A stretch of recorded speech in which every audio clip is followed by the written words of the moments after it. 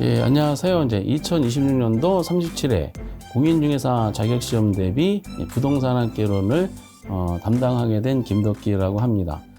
반갑습니다.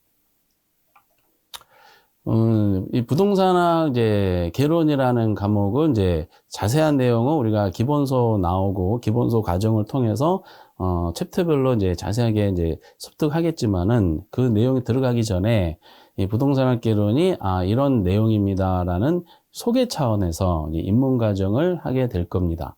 그러니까 입문 과정이 다 다루지는 않을 거예요. 말씀드렸던 명칭들이 입문이다 보니까 어떤 챕터에서 어떤 내용이 이제 공부를 하게 될 것이고, 이 주제, 이 챕터에 대한 내용은 기본적으로 이런 내용을 다루게 될 겁니다라는 소개 차원이기 때문에, 요거는 이제 처음에는, 스킵하는 식으로, 이제 TV 시청하는 식으로 그냥 가벼운 마음으로 진행을 하셔도 상관이 없어요. 다음 부동산학 개론에 대해서 이제 소개를 한번 잠깐 해보면은 OTC 시간에 자세하게 논해봤지만은 다른 과목과는 성질이 좀 다른 과목이 부동산학 개론이에요. 그러니까 이제 우리가 중개사 시험 총 6개 과목인데 그중에 이제 제가 담당하는 부동산학 개론 말고 나머지 과목은 전부 다 법률 과목이라는 걸 알 수가 있어요. 그러니까 문제 내용도 법조문에 대한 해석과 법조문에 대한 암기 이렇게 내는데 부동산학은 그렇지 않습니다. 부동산학의 근본 뿌리가 되는 학문이 경제학이라는 학문이에요. 그래서 경제학적인 사고방식이 좀 필요합니다. 그럼 어떤 차이가 있느냐? 이거는 이해 중심으로 해주시기를 부탁드리겠어요. 그래서 그러고 나서 부동산에 대해서 사느냐 마냐 판단하는 주제이기 때문에 이제 경영학적인 논리도 좀 가미가 됩니다. 그래서 이제 구체적으로 약간 소개해 보면은 부동산학 개론은 총 8개 챕터가 있어요. 세부적으로 논하면은 하나가 이제 그냥 단순한 용어 개념인 부동산학의 총론이 있고요. 두 번째부터가 중요한데 두 번째가 이제 경제론이 있습니다. 경제론이 이제 진행이 되고 그리고 이제 두 번째 파트가 이제 시장론이 있어요. 세 번째가 이제 정책론, 네 번째가 요 세 가지가 뭐냐면은 경제학적인 사고방식이 필요한 것이고, 그리고 네 번째가 투자가 있고요. 다섯 번째가 금융이 있어요. 그리고 여섯 번째가 이제, 개발 관리론이 있습니다. 개발론, 관리론. 요 세 가지가 이제 경영학적인 사고방식이 좀 필요해요. 마지막에 감정평가가 이제 들어갑니다. 그러니까 총론 파트랑 감정평가 제외하고는 나머지는 경제학하고 경영학을 근본 뿌리로 다루기 때문에 용어적인 면에서 엄청난 차이가 있어요. 그래서 이거를 단순한 법조문에 대한 내용 그대로 구현하는 시험의 과목이 아니다 보니까 처음부터 막 앞잡아서 암기하지 마시고 또 테마가 있으면은 이 테마에 대해서 하나씩 이제 이해를 중심으로 처음에 하셔야 돼. 이해를 하셔야지 나중에 내용이 진행이 됐을 때 요거에 대한 분석이 파악이 좀 수월하기 때문에 점수 관리가 됩니다. 예. 그걸 매번 처음에 할 때 강조를 해요. 편의적으로 이제 편법을 하지 마시고 학교로는 정통파 형식으로 돌파를 해 주십사라고 부탁을 드리겠고, 그리고 이제 입문 과정에서는 자세하게 다루지 않겠지만은 기본 과정에서는 그런 이해 중심으로 내용을 진행할 것이라는 것을 알아두시면서 입문 과정을 통해서 부동산학 개론의 챕터별로 소개하는 시간을 여러분들한테 갖도록 하겠습니다. 여러분들 이제 다음에 본격적으로 첫 번째 이제 총론에 대해서 진행하도록 하겠어요. 원래 이제 총론 파트는 크게 중요한 내용들이 세 가지가 있어요. 네 가지구나. 중요한 것은 세 가지인데 자주기랑 하나 더 첨가해서 부동산학 총론이다 보니까 부동산학이 뭐지? 라는 부동산학에 대한 이제 개념 이런 것들이 있고요. 그리고 부동산학은 부동산을 다루기 때문에 가장 기본적인 게 부동산이 뭐지라는 부동산 개념이 있어요. 그리고 부동산에 쓰는 다양한 용어들에 대한 설명이 있고, 그리고 이제 토지가 가지고 있는 대표적인 특성이 뭐가 있을까, 이런 내용들이 총론을 구성하고 있습니다. 그걸 다 소개하는 것은 입문 과정에 맞지 않으니까, 그중에 가장 기초적이라 볼 수 있는 부동산 개념이 뭐냐라는 거를 부동산학적인 사고방식으로 접근하도록 하겠습니다. 먼저 이제 부동산학에서 부동산 개념을 이제 접근하실 때는 이런 민법이 우리가 1차 과목에 있잖아요. 가장 중요한 과목이 민법인데, 민법에 대한 이제 배경 지식을 가지고 계시면은 상대적으로 접근하기가 되게 좋습니다. 그래서 어떤 이제 취지이고 어떤 스타일로 주로 내는지를 한번 자세하게 살펴보도록 하겠어요. 먼저 이제 부동산 학에서는 가장 보셔야 될 내용이 부동산 개념에 대해서는요, 앞으로 여러분들이 이제 4가지 내용을 공부하시게 될 거예요. 인문과정이니까 이제 2가지만 약간 소개하고 있는데, 부동산이 뭐지? 라는 이제 개념적인 측면을 논할 때, 제일 중요한 게 이제 복합 개념의 부동산이라는 요 주제가 상당히 시험 문제에 많이 나옵니다. 정답을 기준 삼아 거의 60% 이상이 복합 개념 부동산에 대한 논리예요. 이걸 하는 과정에서 이제 2번째 주제가 이제 뭐가 있냐면은 정착물에 대한 내용을 공부하시게 될 것이고요. 사실상 이제 복합 개념 부동산의 체계도하고 이 정착물에 대한 내용까지 정리하시다 보면은 웬만한 내용들은 거의 다 그 정답이 체크가 돼요. 근데 재미난 이제 통계가 이제 35회 때는요, 별로 이제 신경을 많이 안 썼던 준부동산에 대한 내용에서 정답이 나온 적이 있었습니다. 그리고 4번째가 이제 저 복합 개념 부동산하고 헷갈리라는 차원에서 이 복합 부동산 이런 식으로 해서 용어에 대한 이제 해석 문제 중심으로 출제가 되고 있더라. 근데 그 중에서 역시 제일 중요한 것은 부동산 개념적인 측면이니까 복합 개념의 부동산이라는 요 체계도를 잡는 게 상당히 의미가 있다. 그럼 먼저 부동산 개념인데 복합 개념이 이렇게 나와 있어요.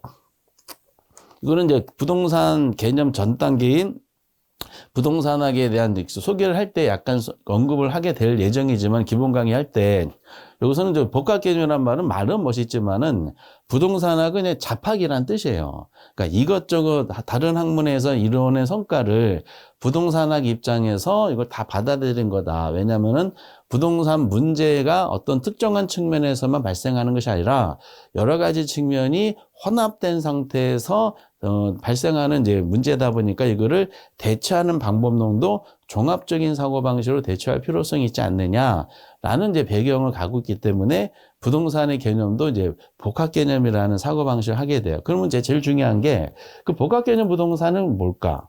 그럼 복합 개념이라면 살려야 되는데 이 종합적인 사고방식이라는 요거에 대한 구성 요소를 언급을 할 수가 있으셔야 돼요. 먼저 복합 개념 부동산이라는 개념 자체가 있죠? 요것도 시험에 나옵니다. 그러면 이제 부동산 개념이니까 요거의 구성 요소를 소개해 줘야 돼요. 부동산은 어떻게 법률적, 경제적, 기술적 측면. 그래서 복합 개념 부동산을 할 때는 반드시 뭐가 나야 되냐? 법경기라는 요 3가지 측면에 대한 내용이 언급을 해야 돼요. 법경기라는 그러면은 복합 개념의 단어에 맞춰 가지고 구성 요소가 법률, 경제, 기술이라는 3가지 내용으로 구성되어 있기 때문에 요거를 문제 내기가 되게 좋은 거예요. 그래서 자연스럽게 부동산학에서는 그래 부동산 한번 다뤄보자. 법률적 개념으로 경제적 개념으로 기술적 개념으로 다뤄보자라는 거죠. 그럼 이제 이걸 어떻게 분류할까 했더니 법적으로 부동산을 다룰 때 어떤 기준을 마련하는 게 중요할 수밖에 없어요. 그런데 때마침 우리나라 실정법 중에서 민법이 있어요. 민법. 민법에 보면은 부동산이 뭐다라고 규정을 내린 게 있네. 민법 99조 1항을 공부하시면 거기 나옵니다. 그래, 민법상에서 규정된 거를 가장 부동산학에서는 협의 개념을 시작점으로 보자 해가지고 법률적 개념을 다시 협의 부동산과 광의 부동산으로 나눠지게 돼요. 협의라는 것은 좁은 의미를 말하고요. 광의는 표현 그대로 넓은 의미를 말하겠죠. 그럼 협의 부동산은 이제 민법상 개념으로 약속을 한 상태입니다. 그래서 이것도 시험에 몇 번씩 나왔어요. 그럼 민법의 부동산 보면은 뭐로 되어 있냐? 토지 및 정착물로 구성이 되어 있다. 이거 자체가 자주 나옵니다. 이렇게. 그럼 광의 부동산은 뭘까? 그럼 협의 개념을 확장시킨 것이 이제 광의일 거 아니에요. 그럼 당연히 협의 부동산인 토지 정착물은 여기에 당연히 들어가요. 그러면은 이제 우리가 구성 요소로서 이제 문제가 나왔었던 준부동산에 대한 내용이 이제 여기 포함이 됩니다. 그러니까 협의는 토지하고 정착물이고요. 여기다가 준부동산까지 포함하면 뭐라고요? 법률적인데 지금 여기서 중요한 것은 뭐냐? 협의든 광의든 전부 다 어느 측면을 분류하는 거다? 법적인 측면에서 분류하는구나라는 거를 우리는 캐치를 할 수가 있으셔야 되는 겁니다. 아, 요 주제구나. 그럼 이제 경제적인 면은 어떻게 접근할까? 경제는 자산, 자본, 상품, 생산 요소, 소비재. 이런 식으로 5가지가 되어 있는데 요거를 가만히 보시면 전부 다 경제적인 용어잖아요. 자산, 자본, 생산, 소비재, 상품이라는 거. 그런데 여기서 이제 지금 중개사 시험은 그럼 부동산이 자산 이렇게 표현했는데 자산 의미는 뭐고 자본 얘네들은 무슨 의미입니까? 여기까지도 우리가 확장되지도 않아요. 그냥 얘네들이 전부 다 무슨 개념? 그렇죠. 경제적 개념의 부동산이구나 라는 것만 알고 계시면 되는 겁니다. 그렇게 이제 시험에 내고요. 그럼 기술적 측면 또는 이제 가끔 가다가 출제위원이 이거를 이제 물리적 개념으로 표현하는 경우도 있어요. 그래서 여러분들 기출문제 푸시다가 부동산 개념인데 물리적인 측면, 물리적 개념 이렇게 표현하면은 아, 기술적 측면의 내용이구나 하시면 돼요. 그 기술적 개념은 잘 보시면은 기술적인 느낌이 좀 들어요. 그 자연의 일부로서 공간을 구성하는 요소로서 위치, 환경, 그래서 자공유한이라 그럽니다. 그래서 요거는 뭐라고요? 기술적 개념이다. 요 내용들에 대해서 구체적으로 안 봐도 되고요. 그래서 법률적인 측면은 협의 광의로 구분이 되고 경영 측면은 자산, 자본, 상품, 생산, 소비재라는 5가지 내용으로 구성되어 있고 기술적 측면은 자공이환이라는 4가지 측면으로 구성되어 있다라는 거를 알아두시는 게 의미가 크다라고 말씀을 드리겠습니다. 상당히 많이 정답으로 나와요. 그리고 이제 뭐 지금은 잘 구분하지 않지만은 초창기 때 문제 나왔던 것이 지금은 이제 법경기라 보니까 이걸 몇 대 측면이냐? 3대 측면이라 보통 논하거든요. 근데 이제 3대 측면이라는 복합개념 구성 요소가 3대 측면으로 이제 고착이 되기 전까지는 뭐 2대 측면도 있고 4대 측면도 있고 5대 측면도 있고 학자들마다 논문마다 좀 다를 수가 있었어요. 근데 국가고시를 통해서 아, 너무 지저분하다 그래서 이거를 그냥 3대 측면으로 이제 고착화 시킨 겁니다. 복합개념 구성 요소가. 근데 이제 옛날에 흔적은 있어요. 법하고 경제를 2대 측면 논할 때 법하고 2대 측면 어떻게 논하냐? 무형하고 유형으로 논하긴 해요. 근데 법학의 경제는 무형적 측면을 구성하는 요소고 기술이 유형적 측면이다 하는데 이게 지금도 가끔 강사님들이 모의고사 같은 거 낼 때 언급을 하더라고요. 반대로 언급합니다. 법학의 경제를 유형으로 기술을 무형으로 크로스 체킹해서 언급하기도 하는데 그렇지는 않고요. 법학 경제는 무형 기술이 유형이다라는 여러분들이 처음에 부동산 개념 들어가실 때 이 법경기라는 이 3가지 3대 측면으로 논하는 복합 개념 부동산이라는 구성 요소 요거를 먼저 잡아 놓으시면은 문제 푸는데 상당히 이제 도움을 많이 받습니다. 이렇게. 그러면 이제 그럼 여러분 처음 이제 입문 과정 하는 거니까 그럼 이거 어떤 식으로 문제가 나오기 때문에 그럴까 했을 때 가장 여러분들이 좋은 자료로 활용하셔야 되는 것이 기출문제입니다. 기출문제만큼 좋은 게 없어요. 왜냐면은 이제 그동안에 우리 시험이 역사가 굉장히 오래됐잖아요. 총 이제 36번을 봤으니까 36번 곱하기 40문제. 근데 실질적으로 이제 한 번 더 받게 37문제, 37을 곱하기 뭐 40문제다. 그럼 그동안에 지금 한 1200문제가 이상이 출제가 됐어요. 그 기출문제가 1200문제 이상 출제됐다는 것은 웬만한 것은 거의 다 나왔다는 거예요. 이렇게.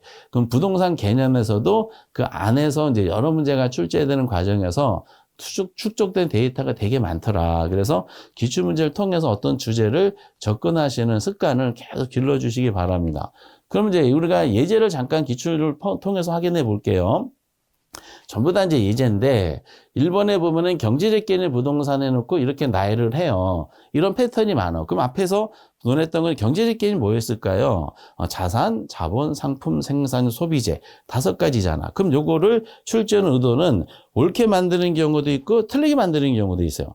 옳게 만드는 것은 경제적 측면이나 부동산에 놓고 그 구성 요소를 그대로 나열하면 되고요. 틀리게 만드는 것은 이질적인 거를 가미해가지고 설명하는 게 전형적인 내용이에요. 근데 여기 보니까 경제적 해놓고 자본, 자산 해놨죠. 요건 아까 5가지 중에 전부 다 경제적 개념에 해당했던 예시들이에요. 그러니까 요거는 맞구나라는 걸 알 수가 있어요. 그럼 요거에 전형적으로 오답으로 나온 사례가 우리 확인이 될 거 아니에요. 요건 22회 때인데 23회 때 한번 보세요. 똑같이 경제적 개념에 대해서 질문을 했어요. 법경기 중에서. 근데 여기 보니까 상품, 자본, 자산, 환경, 소비재 쭉 나열을 했죠. 근데 이제 5가지를 나열을 했는데 여기 가만히 보니까 여기 환경이 있어요. 아, 요거는 아까 전에 우리가 자공이환, 그러니까 자연, 공간, 이치, 환경이었던 기술적인 측면의 개념이었었습니다. 경제적 측면을 물어봤는데 기술적 측면에 이질적인 게 들어가 있구나. 이런 식으로 지문이 표현되면 요거는 X구나라는 걸 우리는 확인이 되는 거죠. 똑같은 논리가 이제 좀 17회 때인데 경제적 개념에 해당하다 또 물어본 적이 있습니다. 근데 쭉 봐요. 이번과 거의 똑같죠? 쭉 설명됐는데 여기 공장재단이라는 게 하나가 들어가 있어요. 우리가 이제 공장재단에 대해서는 요 인문과정에 논하지는 않겠지만은 나중에 우리가 앞에서 논했던 것 중에 여기 이제 협의부동산 말고 광해부동산, 준부동산이 있거든요. 이 준부동산에 보면은 특정한 이제 부동산이 아님에도 불구하고 부동산처럼 취급하는 물건이 있어요. 그래서 특정한 동산 중에 부동산 취급하는 예시가 있습니다. 나중에 공부하겠지만 자동차라든지 건설기계라든지 선박, 항공기 등이 보통 예시를 들어요. 그리고 이제 동산과 부동 결합체인 어떤 재단도 예를 드는데 재단 그동안 두 개가 나왔어요. 공장재단하고 광업재단. 요거에 대한 세부적인 내용은 나중에 기본 강의할 때 하겠지만은 어쨌든 준부동산에 대한 예시를 들면은 준부동산은 어떤 예시를 들든 준부동산의 구성은 광해부동산으로서 법률적 개념으로 분류하는 거예요. 근데 여기 딱 보니까 공장재단 언급했네. 그러면 이거는 준부동산으로서 광해부동산에 해당되기 때문에 얘는 법률적 측면의 부동산이 됩니다. 그러니까 2번과 3번이 유사하죠. 경제적 개념에 대한 질문을 했는데 경제적 개념을 쭉 나열을 해놓고 하나가 이질적인 거를 살짝 집어넣는 형식으로 문제를 구성하더라라는 겁니다. 재밌지 않아요? 이렇게 이제 문제가 나와요. 그러면 이것도 X구나라는 걸 확인할 수가 있습니다. 그럼 30회 때 또 나왔어요. 경제적 개념에 해당한다라고 나열했는데 이때는 좀 지문이 많았었는데 쭉 나열을 했어요. 이게 실제로 단독 문제로 나온 거예요. 어떻게 냈냐면은 경제적 개념에 해당돼 묶인 거 이렇게 물어봤어요. 그러면은 계속 반복되지만은 자본, 소비재, 생산요소, 자산은 위에서 반복되는 내용으로서 경제적 개념 맞아요. 근데 여기 보니까 공간 그리고 자연, 위치 있죠. 얘네들은 뭐였었어요? 자공위한이라는 기술적인 측면의 내용이구나 라는 것을 알 수가 있습니다. 그래서 이것도 X가 됐던 겁니다. 그리고 27회 때 더 보면은 이제 반대로 이제 기술적 측면의 부동산을 질문했습니다. 기술이야, 기술. 그런데 기술이 자공이환이잖아. 위에는 1, 2, 3번은 1, 2, 3, 4번은 경제적 개념에 대한 질문하면서 1번처럼 그대로 내용이 구성되면 옳은 지문인데 이질적인 게 들어가서 X지문으로 논했던 건데 반대로 기술적 개념 부동산에 해당되는 거를 물어봤어요.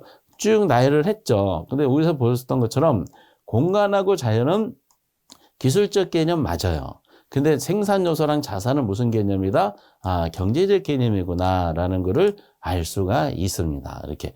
그래서 여러분들이 이 기출문제를 그대로 암기하는 것이 아니라 기출문제 지문을 연습할 때 중요한 게 뭐냐? 어떻게 출제되는구나라는 시험의 유형을 파악하는 게 되게 중요해요. 그 유형이 파악되면 저희들이 그에 대해서 출제의 생각을 읽으면서 대처할 수 있는 어떤 스킬이 이제 개발이 됩니다. 처음에는 안 되지만은 시간이 누적되면서 몇 개월씩 연습하다 보면은 이게 내 것이 돼요. 그럼 그때 공부가 좀 수월해진다라고 이제 느낄 때가 있습니다. 그때 점수가 막 급격히 올라가게 돼 있습니다.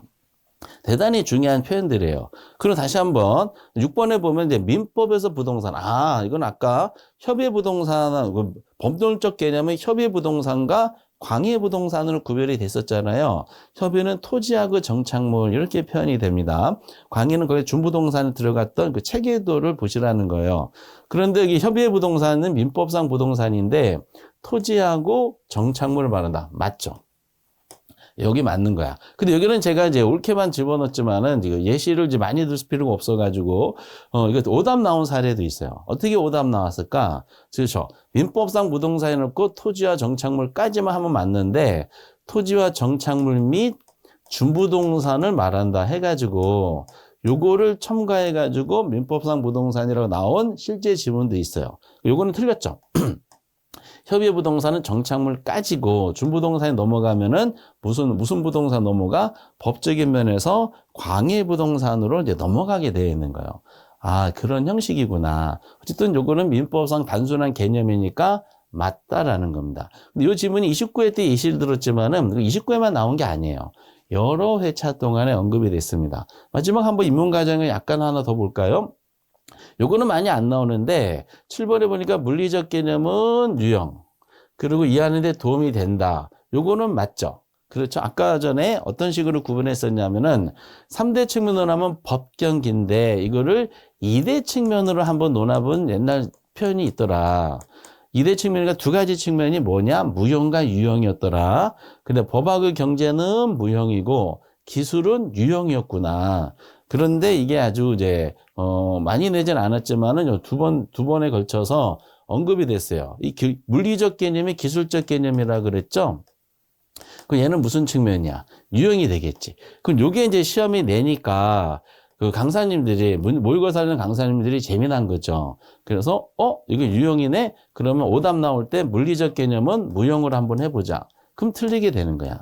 그리고 반대인 경우도 있겠죠. 법률적 개념은 뭐라고 해야 돼요? 무형적 측면이다. 그럼 맞는 거잖아. 오답 나올 때 법을 유형으로 한다? 그건 틀린 것이고, 마찬가지로 경제적 개념은 뭐 유형적 측면이다. 그러면은 틀린 거죠.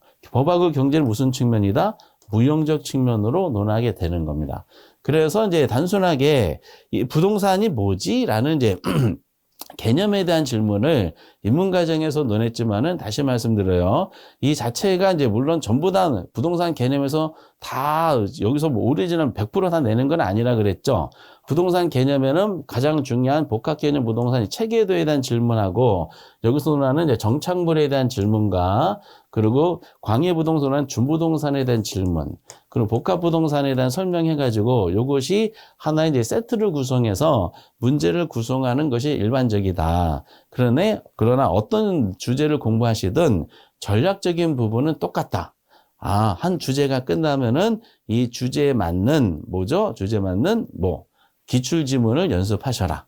연습하시고 기출지문을 통해서 막 암기하는 것이 아니라 이 주제는 이런 형식으로 시험에 나오는구나 라는 거를 계속 머릿속에 이제 체크한 다음에 거기에 대처하는 순발력과 기술을 계속 증진시켜야 돼요. 계속. 테마별로 계속 증진시키다 보면은 여러분들이 모르시는 사이에 어떤 지식과 그리고 문제풀이 스킬들이 몸으로 스며들게 이렇게 되어 있어요. 스며들다가 이게 어느 순간 벼락 맞으신 것처럼 폭발하는 시점이 딱 되거든요. 그때 이제 학계론이 안정적으로 점수 관리가 되더라라는 측면입니다. 어쨌든 그래서 하나 이제 이렇게 주제를 해놓고 예시해놨는데 나중에 이제 기본소가 나오면 기본소도 그렇게 돼 있을 거예요. 중요 주제가 있으면은 거기에 나왔던 기출 예제를 다 모아놨어요. 1회 때부터 35회까지 다 모아놨기 때문에 거기에 나오는 테마들을 이렇게 연습을 통해서 시험 유형을 익히시라는 것을 다시 한번 미리 말씀을 드리겠습니다. 어쨌든 이제 문제 계속 보면 기출 지문은 요걸 마지막 지문은 이거 5가 되고요. 이런 형식으로 여러분들이 무궁무진한 문제를 만들 수가 있더라라는 거죠. 그리고 이제 인문과정에서 부동산 개념은 이 복합 개념 부동산만 하면은 조금 싱겁기 때문에 요거와 더불어서 부동산 개념의 쌍축을 차지하고 있는 이 정착물에 대한 내용 소개도 다음 시간에 한번 천천히 또 주제별로 또 말씀을 드리고 이거는 어떻게 대처할 것인지 똑같은 스타일로 기출지문을 연습 통해서 한번 내 걸로 만들어주는 어떤 예시를 보여드리도록 하겠습니다. 여러분들 인문과정 이제 시작을 했어요. 시작이 반입니다. 벌써 50점을 맞았다는 생각으로 포기만 하지 마시고 끝까지 이제 완주하시면은 중개사 시험은 다 합격을 하신다. 라는 믿음감에 의해서 저와 함께 호흡을 느끼면서 계속 이제 나가는 거를 같이 약속을 하시기 바랍니다. 예, 여기까지 하고 다음 시간에는 이제 정착물에 대해서 또 인문과정에서 어떤 내용인지 소개하는 시간을 갖도록 하겠어요. 여러분들 대단히 반가웠었고요. 수고하셨습니다. 예.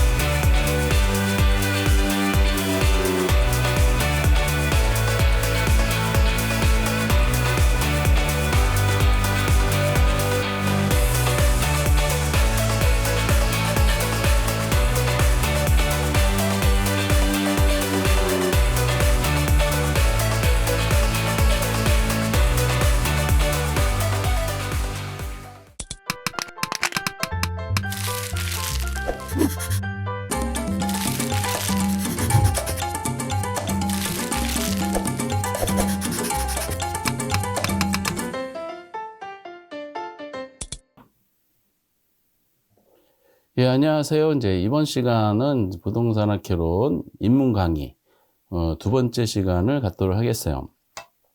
두 번째 시간의 주제는 1강의 연속으로 그 부동산이 뭐지라는 개념적인 측면, 우리가 협의부동산은 토지 및 정착물 이렇게 논한다 그랬죠.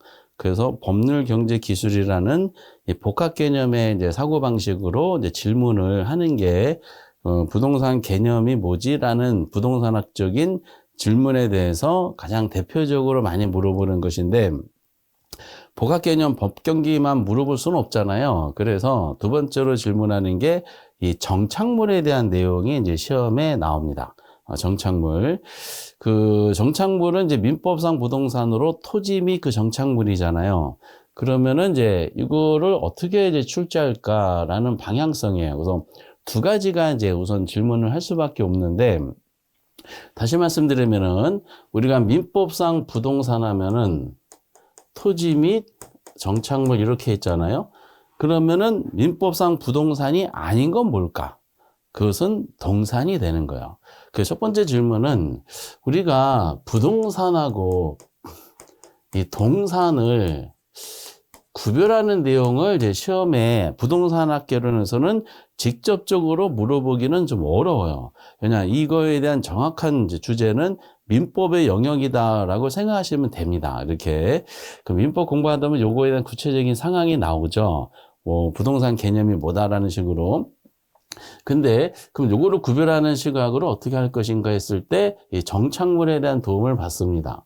먼저 민법상 부동산은 요거로 구성되어 있기 때문에 토지는 당연히 부동산이에요. 근데 그럼 당연히 정착물도 부동산이야. 그러면 민법 정착물인지 또는 아닌지 어떤 문제일까요? 민법상 정착물이면 부동산인데 아닌지는 뭘까? 동산을 물어봅니다. 그러니까 정착물이라는 내용을 가지고 부동산하고 동산을 구별하는 내용들을 질문을 해요. 그래서 기출에도 그런 문제가 있어요. 어떻게 됐냐면은 민법상 정착물에 해당하지 않는 거 이렇게 해요. 그럼 정착물을 쭉 4개를 집어넣고 아닌 걸 뭐가 들어갈까? 동산이 들어가요. 그 여러분들이 민법에 대한 이제 동산하고 부동산 구별하는 거를 하시고 나서 그럼 학개론 입장에서는 그 동산은 그럼 뭐 어떤 내용들이 이제 언급을 하는지에 대한 소개는 우리가 기본소를 통해서 조금 설명을 해드릴 예정이에요. 학개론에 맞춰가지고 동산을 어디까지 할 것이냐. 다만 여기서는 핵심적인 주제가 정착물에 대한 내용이기 때문에 정착물을 중심으로 해서 한번 이제 내용을 서술해 보도록 하겠어요. 그럼 당연히 정착물이다 보니까 정착물이 뭐지? 라는 이제 개념 정의가 있어요. 근데 이 정착물에 대한 개념을 이제 학자들마다 약간씩 표현이 다른데 다 부동산학적인 측면에서 정착물의 구분은 별로 중요하지 않아요. 그냥 민법 책에 나와 있는 정착물의 의미를 가지시면 돼요. 그럼 내용이 토지 및 정착물이니까 토지에 부착되어 있는 물건이 정착물이 되는 거예요. 대신에 인간이 정착물을 이제 부착시켰을 때 이거를 어떤 의도를 가지고 있느냐가 되게 의미가 있거든요. 그래서 여기 개념이 쭉쭉 나오는데지만은 토지에 고정적으로 부착되어 있어서 용이하게 이동할 수 없게 된 물건 어쩌고저쩌고가 설명된 것이 정착물이다라고 보시면 됩니다. 요거는 그렇게 자세하게 하실 필요는 없고, 그러니까 토지에 부착되어 있는 물건 이 상태를 우리가 정착물이라고 보자라고 하는 겁니다. 그럼 여기서 정착물과 동산을 구별하는 문제가 시험에 냈고, 정착물의 내용이 4가지를 차지하고 오지선다니까 하나가 동산을 설명한다 그랬잖아요. 그럼 요거를 디테일하게 공부하실 것은 그럼 정착물 자체도 시험에 냅니다. 그럼 가만히 보니까 정착물의 종류가 있어요. 종류가 뭐냐면은 정착물 중에는 먼저 요 문구 자체가 있거든요. 요 문구 자체를 잘 알아두셔야 돼. 요 자체가 시험에 나옵니다. 정착물에는 토지와 독립된 부동산으로 취급되는 것, 요거 하나. 그리고 또 하나는 토지의 일부로 취급되는 것, 요렇게. 요 자체를 기억해 주시기 바랍니다. 그 정착물의 종류는 몇 가지가 있다? 2가지가 있구나라는 거를 우리는 확인이 됩니다. 그럼 여기서 분류가 2개니까 시험에 내기가 되게 좋은 거죠. 어떤 식으로 내겠어요? 다음 중 토지와 독립된 부동산으로 취급되는 정착물이 아닌 건 물어볼 거야. 그럼 독립된 정착물이 4개가 나올 것이고 하나는 독립되지 못한 정착 하나가 나오겠죠. 그럼 독립된 정착물은 뭐고 독립되지 않는 정착물은 뭐냐라고 이제 우리는 구별하는 실익이 있겠죠. 그럼 먼저 이제 요거 토지와 독립된 정착물은 토지하고 별개의 부동산으로 취급되는 겁니다. 그래서 요 두 가지는, 그리고 또 하나는 토지의 일부로 취급되는 정착물은 토지에 종속됐다 그래서 종속 정착물이다라고 해요. 그 두 가지는 어떤 실익이 있을까? 토지가 양도될 때 실익이 있어요. 세부적인 것은 제가 해드릴 영역이 아닌데 민법에 자세하게 다루지만은 학계론 입장에서 약간만 언급해 보면은 토지가 양도됐다는 것은 토지에 대한 소유권이 이전이 되는 거잖아요. 그러면 토지 소유권이 이전되면은 토지 원래 소유자 갑돌이에서 매수자 을순위로 소유권이 이전됐을 때 토지가 양도됐으니까 당연히 토지는 넘어가겠죠. 근데 문제는 토지에 보면은 다양한 물건이 부착이 되어 있을 거예요. 근데 부착된 물건 중에 토지의 일부로 취급되는 정착물은요, 말 그대로 토지의 일부, 토지에 종속된 정착물이기 때문에 토지가 양도되면은 토지에 포함돼서 같이 넘어가는 거야. 이렇게. 근데 토지하고 독립된 부동산 취급되는 정착물은 뭐겠어요? 토지가 양도됐다 그래서 같이 양도되는 것이 아니라 독립성이 인정되는 정착물은 토지 양도와 별개의 양도계약서를 작성을 해야 된다는 논리입니다. 아주 세부적인 것은 민법책에 다 자세하게 설명됐고, 그리고 나머지는 해석이라든지 판례를 통해서 아마 우리나라는 정립이 많이 되어 있어요. 그럼 학계로는 민법처럼 디테일하고 심화된 내용이 나오는 건 아니잖아. 그럼 어떻게 하겠어요? 두 가지를 구별할 수 있느냐 해가지고 전형적인 문제는 다음 중 토지와 독립된 정착물에 해당되지 않는 것은, 그러면 독립된 정착물이 4개 나올 것이고 하나는 종속 정착물 나올 것이고, 또는 요즘에 유행 타고 있는 문제 중에 하나가 박스를 쳐요. 박스에 여러 개를 한 6가지 정도를 집어넣고 여러 가지 내용이 막 들어가요. 들어가면서 다음 중 토지의 일부로 취급되는 정착물에 해당되는 게 몇 개냐라는 개수를 물어보는 경우가 있습니다. 그럼 자연스럽게 두 가지를 구별할 수 있느냐가 이제 핵심이겠죠. 근데 우리가 내용을 보다 보니까 토지에 종속된 거랑 독립된 정을 비교했을 때 독립된 정착물의 종류가 상대적으로 적다는 거야. 이렇게. 그래서 여러분들이 독립정착물에 해당하는 이 종류 있죠? 이 종류는 반드시 암기를 해 놓으시기 바랍니다. 반드시. 그래서 여기 보면은 이제 우선 여러분들이 알고 계신 것처럼 건물이 있습니다. 우리나라는 건물은 토지하고 별개 부동산으로 당연히 인정이 되는 것 같아요. 그래서 건물 보면은 토지와 같이 토지 대장이 있듯이 건축물 대장이 있고요. 토지 등기 등본이 있듯이 건물 등기 등본이 따로 있습니다. 이렇게. 당연히 건물은 토지하고 별개 부동산으로 보고요. 그리고 나머지 임목이 있는데 임목이 그냥이 아니라 민법 공부하면은 임목에 관한 법률이 있어요. 임목에 관한 법률에 의해 거기 보면은 소유권 보존 등기된 거예요. 등기돼야 돼. 보존 등기된 임목은 토지하고 별개 부동산으로 됩니다. 그래서 토지가 양도됐을 때 이것이 토지 소유권에 포함되어 있지가 않습니다. 어쨌든 우리는 소유권 보존 등기 임목이고, 그리고 명인 방법을 갖춘 개개의 수목이야. 개개의 수목입니다. 그러니까 하나하나의 나무예요. 다만 우리가 보존 등기라는 것은 뭐냐? 우리나라 법 있죠, 법. 법률에 의해서 공시 방법을 갖추는 거죠. 그런데 2차 과목 보면 공시 방법이라는 걸 공부하시게 돼요. 공시 방법. 공시라는 것은 알리는 거죠. 근데 법적으로 공시의 방법의 대표적인 등기하고 등록이라는 게 있어요. 법적인 공시 방법은 등기 또는 등록 이렇게 되어 있는데, 그래서 보존 등기된 임목은 토지 소유자랑 별개 부동산으로 보고, 그 다음에 개개 하나하나 남은데 법적인 공시 방법이 아니라 관습법상의 공시 방법이 있어요. 관습 공시 방법 중에 명인 방법을 갖춘 거예요. 명인 방법이라는 것은 물건에다가 이름표 붙인 거죠. 그래서 나무에 보면은 여기 누구 거다라고 거기에 이제 나무에 대해서 그 하나하나 그 명의를 이제 붙이면은 그 나무는 그 나무에 붙어 있는 이름이 그 나무 소유자가 되는 겁니다. 그래서 관습법상 공시 방법 명의임을 갖춘 개개의 수목. 그리고 이제 농작물이 해당이 돼요.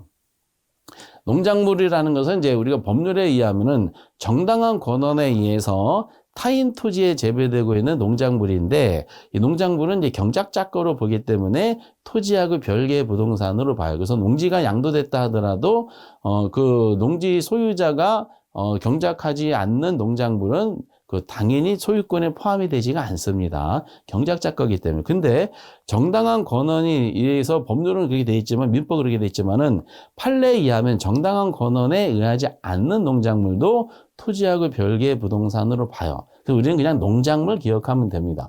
그 요거에 해당되는 것 말고는 나머지가 너보다 토지의 일부에 해당 정착물로서 이런 것들은 우선 1번에 대한 내용이 쭉 있어요. 뭐 교량, 터널, 돌담, 우물, 국어, 저수지, 도로, 포장 등이 있는데 이 중에서 우리 시험에 나온 거 국어가 나왔고요. 돌담과 비슷한 게 담장이 있어요. 담장하고 국어가 우리 기출에 나와 있습니다. 이것도 아마 민법에 다 다루게 됩니다. 그리고 2번에 요게 중요하죠. 등기 명의를 갖추지 못한 거야. 등기 및 명의인 방법을 갖춘 것은 토지하고 별개의 부동산이기 때문에 갖추지 못한 인목이나 특히 다년생 식물이 몇 번씩 나오고 있습니다. 그 세 번째는 뭐 나오진 않았기 때문에 별로 중요하진 않는데 우리가 이제 박스형으로 제시된 다음에 개수를 찾는 문제를 대비하기 위해서는 1번하고 요 2번에 대한 요 주제들이 있죠. 요것이 토지와 일부에 해당되는 정착물의 종류구나라는 거를 확인하는 게 의미가 있습니다. 그래서 이제 우리가 앞에 복합개념 부동산 법경기를 구분하는 거하고 지금 정착물에서 독립된 거랑 종속되고 두 가지를 구별하는 게 문제 내기가 되게 편하기 때문에 시험 문제에서 부동산 개념이라는 시험 주제에서 상대적으로 많은 빈도를 차지하고 있다라고 생각하시기 바랍니다. 우선 이렇게 인문 과정에서는 이런 식으로 내한 내용만 의미가 있습니다라고 말씀드리고 세부적인 부분들은 기본 강의, 기본서 책의 내용을 통해서 건드려 보도록 하겠어요. 그럼 여기에서 이제 요 관계되는 기출 지문을 꼭 연습해 보시라 그랬죠. 교재문 그게 있을 텐데 그럼 이렇게 한 몇 가지 한번 집어넣었어요. 여기 보니까 정착물은 1번 보세요. 토지와 다른 부로 간주되는 것 요거 하나랑 토지 일부로 간주되는 것 이게 두 개로 구성되어 있다는 것을 확인이 됐죠. 이게 정착물에 대한 지문의 시작점이다라고 보시면 됩니다. 두 가지가 있어요. 그럼 다음에는 이제 이 관련되는 것은 그 두 가지를 구별할 수 있느냐라는 질문들이 나올 거 아니에요. 근데 재미난 게 29회 때 보니까 황당한 문제도 있어요. 토지의 정착물 중 토지와 독립된 물 취급되는 건 없다. 우리가 이미 17회 때 보면 이 관련되는 게 있잖아요. 독립된 것이 있고요. 종속된 것은 나눠지는데 독립된 것이 없다라고 나왔으니까 이 자체가 틀린 거죠. 요거는 맞고 요건 틀린 거죠. 29회 때는 요게 또 정답이었어요. 질문에 대한 독립된 거하고 종속된 거 두 가지를 이미 공부가 됐는데 독립된 물건이 없다라고 생각해요. 당연히 이거는 X 지문이 됩니다. 이렇게 내는구나. 그러고 나서 3번에 매년 경작 노력을 요하지 않는 나무. 그럼 무슨 뜻이에요? 경작 노력을 요하지 않는다는 것은 농작물이 아니란 뜻이야. 농작물은 독립된 정착물이니까. 그리고 다년생 식물이 있죠. 얘네들은 정착물로 간주되지 않아요? 아니죠. 정착물로 틀렸죠. 정착물로 간주가 되지. 무슨 정착물이야? 얘네들은 정착물 중에 두 가지 있다 그랬죠. 얘네들은 전부 다 무슨 정착물? 토지의 일부로 간주되는 정착물의 예시였었습니다. 이게 이제 17회 때지만은 그 이후에도 몇 번 나와 있어요. 이렇게 이렇게 내는구나. 그럼 단독 문제 냈던 거를 전형적으로 한번 여쭤보면은 33회 때 한번 보세요. 토지 정착물에 해당되지 않는 걸 물어봤어. 그럼 여기서 문제 방향이 이제 정해져요. 토지 정착물을 큰 틀로 물어본 거잖아. 그럼 민법상 토지 정착물은 뭐라고요? 부동산이야. 그렇죠? 두 가지가 종류가 있었다 그랬잖아. 독립된 거든 종속된 거든 얘네들은 다 부동산이 되는 거야. 독립된 거는 토지하고 별개 부동산으로 취급되는 것이고 토지 일부로 취급되는 것은 토지에 포함돼서 부동산으로 보는 겁니다. 그런데 결국 토지 정에 해당되지 않는 것은 느낌상 얘네들은 부동산이니까 부동산하고 동산을 구별하는 문제가 아니겠는가라는 느낌이 들어요. 근데 여기가 이제 중요한 데이터가 축적이 되는 자료가 여기 나오죠. 국어, 그리고 다년생 식물 다 나왔죠. 그리고 교량, 담장 등이 있어요. 얘네들은 다 무슨 정착물이야? 토지의 일부에 해당되는 정착물로 소개를 해준 거기 때문에 나중에 공부하실 때는 33회 때 나왔었던 요 4개 있죠. 토지 일부의 정착물로 나온 요 데이터를 공부를 하시면 되는 겁니다. 이렇게 여기 다른 시각으로 또 다른 형태로 출제될 수 있기 때문에. 그럼 정답이 3번인데 3번에 가식적인 수목이 있죠. 요거는 정착물이 아니라 뭐다? 동산이 되는 거야. 우리가 이제 민법상 동산은 뭐 민법에서 자세하게 다루셔야 된다 그랬지만은 부동산학 개론에서 동산의 예시로 나왔던 게 두 개가 있어요. 하나는 가식적인 수목이 이거 하나 있고요. 또 하나 동산의 예시로 나왔던 게 경작 수확물이라는 게 있어요. 이 경작 수확물은 농작물이 아니에요. 이건 말 그대로 농작물 중에 수확한 물건을 말하는 겁니다. 이렇게 토지로부터 수확해서는 토지도 분리가 돼버린 거죠. 그래서 이거는 동산으로 보는 예시가 두 개가 있다. 결과적으로 이 문제는 정착물이라는 이제 주제를 통해서 부동산과 동산을 구별할 수 있느냐라는 문제 스타일이 되기 때문에 여러분들이 똑같은 문제 나올 때는 예시가 바뀌겠죠? 예시가 바뀌면서 여기 동산의 예시도 가식적인 수목 말고 다른 동산 예시가 들어가면 이것도 하나의 한 문제거리가 되는 겁니다. 조금 더 구체적으로 들어가 볼게요. 어쨌든 요거는 정답이 3번이고, 그럼 요거를 그 5번 문제를 보면은 또 재밌어요.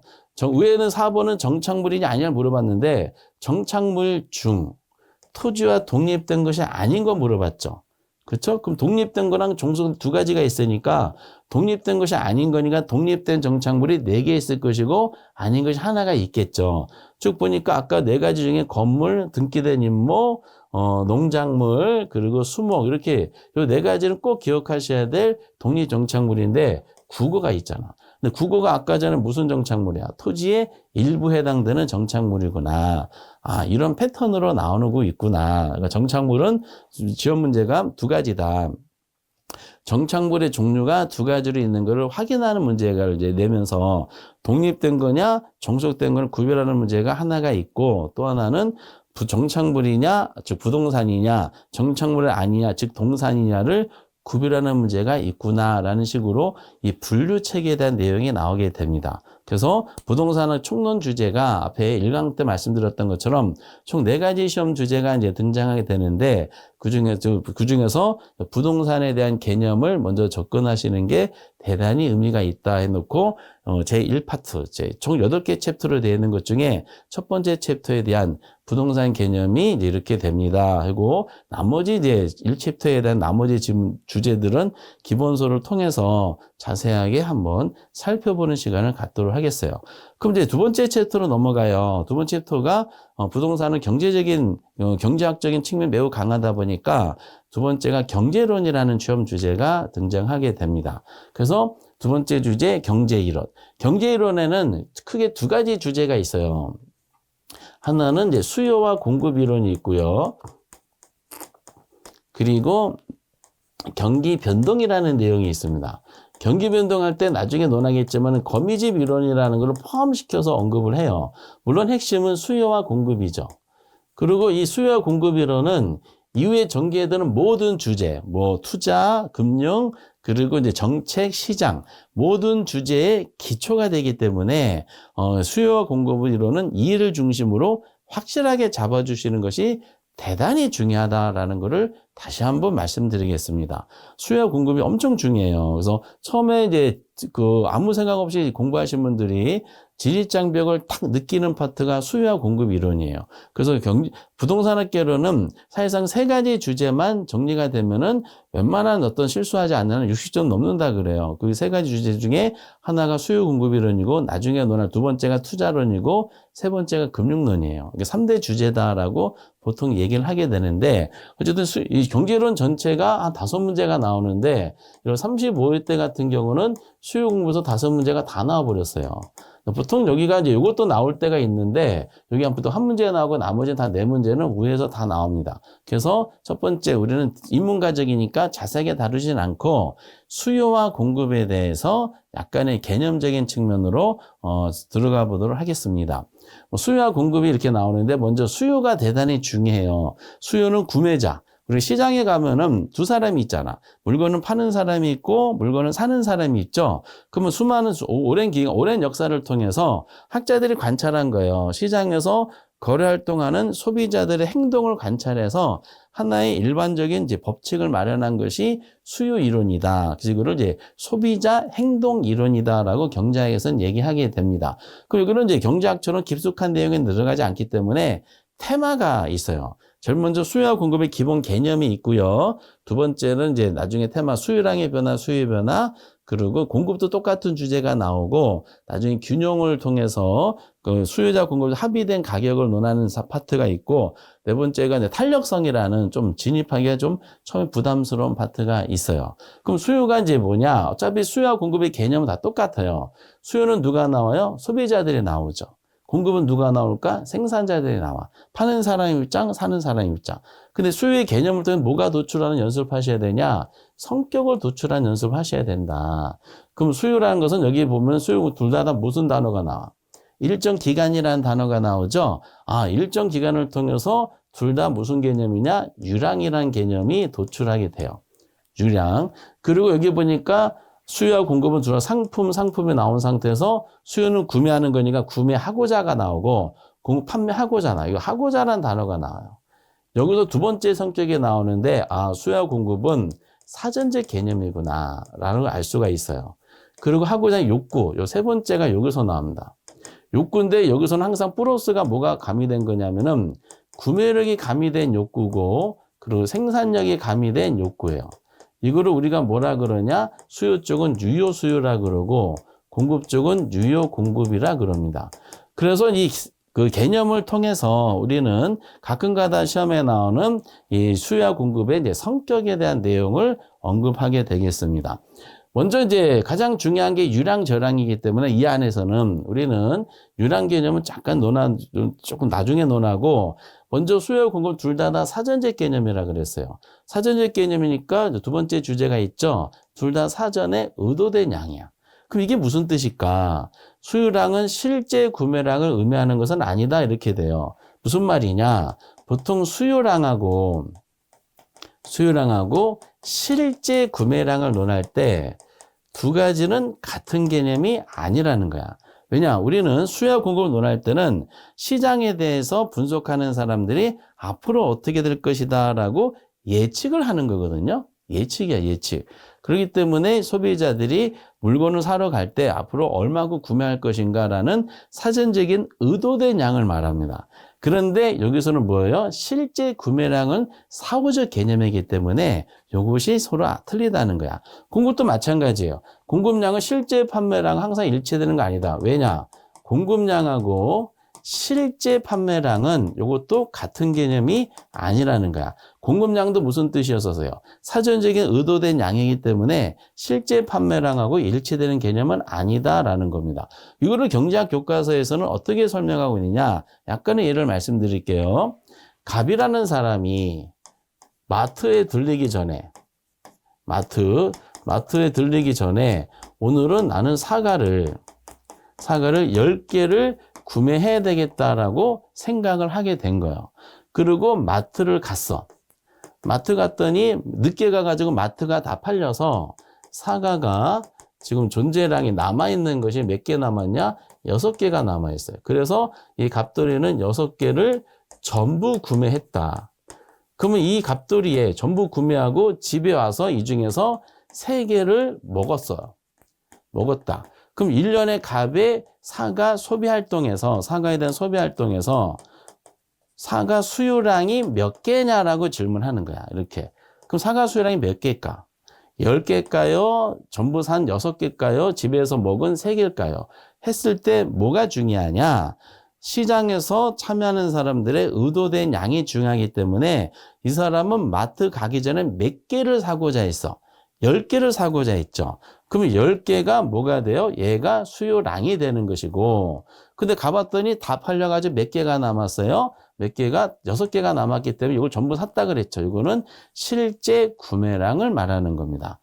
그렇죠? 이렇게 되는 거야. 그 두 가지 항상 일치되는 거 아니야. 그러면 이 사람은 사과를 6개를 구매했을 때 구매하러 와서 집으로 오는 과정에 그 얼굴 표정이 어떻게 될까? 만족스러울까? 불만족스러울까? 당연히 불만족스러워요. 왜? 본인이 의도했던 양을 실현시키지 못했기 때문이야. 그래서 이처럼 경제학에서 논하는 수요와 공급은 이처럼 사전적인 의도된 양을 말한다라는 측면입니다. 이거는 나중에 또 구체적으로 다시 한 번 더 설명해 보도록 하겠습니다. 그리고 이제 유효 수요, 유효 공급하고 유랑 개념들이 있는데 요거에 대한 주제는 다음 시간에 조금 더 설명을 한번 해보도록 하겠습니다. 어쨌든 수요와 공급에 대한 내용이 진입을 했다. 그래서 너무 어렵게 생각하지 마시고 처음부터 조금씩 개념 중심으로 찬찬히 정리해 주시기 바랍니다. 세부적인 다음 시간에 또 입문 과정에 맞춰서 정리를 하겠어요. 여러분들 대단히 수고하셨습니다. 감사합니다.